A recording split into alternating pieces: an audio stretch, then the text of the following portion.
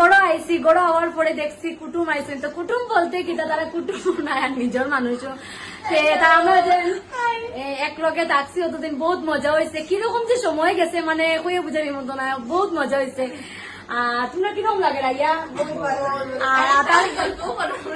আমরা আতার আওয়ার পর থেকে আমরা গল্প চলে, এখনো চলে। তাই কইছে আইব আইব, তো ফাইনালি আইছে, যে ওটাও ভালো লাগে। তারা হয়, আমি বহুত খুশি হয়েছি, আর আমার মাও খুশি হয়েছি না নিমা।